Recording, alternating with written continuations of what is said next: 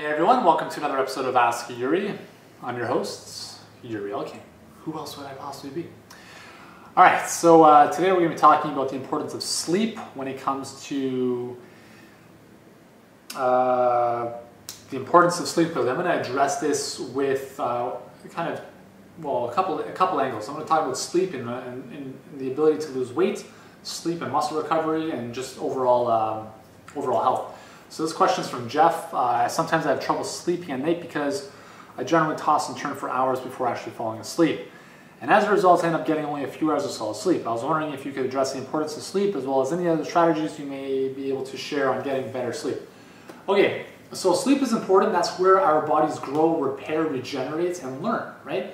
Or consolidate learning. So for instance, from a brain perspective, when you read things and learn new things during the day, at night when you're sleeping, especially in your deep sleep, that's when your brain is starting to consolidate all that information.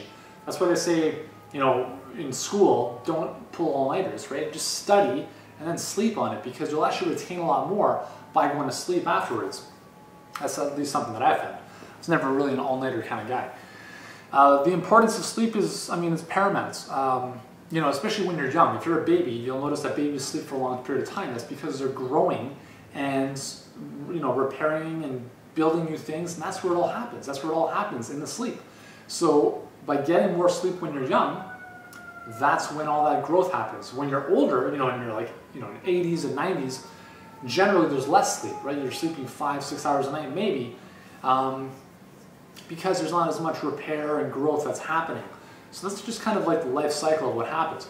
But if you're working out, I'm just going to talk about it from a workout perspective here. When you're working out, it's really important to rest and recover. And I talk about this a lot, is, you know, you don't want to work out 7 days a week because you're going to break down, hit plateaus. But also you want to make sure that you're sleeping well, right? Because if you're sleeping well, you're giving your body adequate time to rebuild and repair the muscles. Especially in that stage 4 deep sleep is really important. So you want to do things that are going to help you get proper sleep.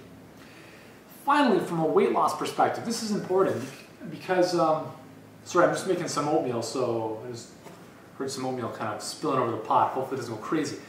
Anyways, from a weight loss perspective, there's a hormone called ghrelin, right? That's basically tells the body that it's hungry. And studies have shown that when you're sleep deprived, you know, it could just be one night, right? Sleep deprivation or not sleeping well, ghrelin levels in the blood increase, which basically has shown to kind of tell the brain, the hypothalamus, that yes, you're hungry, so you increase your food intake. So a lot of studies show that with sleep, inadequate sleep or sleep deprivation, you get higher levels of ghrelin in the blood, which lead to wanting to eat more often, which is also correlated obviously to gaining more weight and obesity.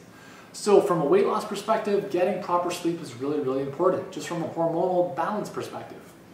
Now, some of the things you can do to sleep well, well, first of all, you want to make sure that your room is dark, right? So your brain is producing melatonin while it sleeps. If there's a lot of light in the room, the pineal gland, which secretes the melatonin, is not going to function properly, so you want to make sure you're in a dark room. You can use a sleep mask if you want. One of the things that I found really helpful way back in the day, when I had, you know, I never really had trouble sleeping, but sometimes when you have a lot on your mind, it's helpful to write things down. So write down what you have to do for the day, you know, tomorrow. Getting your to-do list off your head and onto paper will make a huge difference. This is one of the most simple and powerful strategies that you can use, because a lot of times people are stressing out about what they have to do. Write it down on paper, it'll make a huge difference. Another thing you can do is not eat a lot of food. Don't eat before you go to bed. Because if your body's spending a lot of time digesting food, it's not going to have enough time to repair everything else, okay? So eat 3 to 4 hours before you go to sleep. Allow your body to sleep and do what it's supposed to do during sleep. You're going to sleep better, you're going to wake up feeling more refreshed, okay? And a little sex never helps. That's always a good thing as well. Obviously protected and consensual, that's you know, what you're after.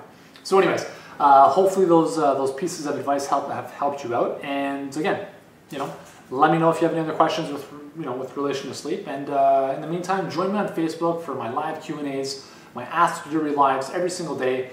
My Facebook page is right here, yurielking.com/Facebook. Join me, and I'd be happy to help you out. Thanks again for watching, and I'll see you in the next episode.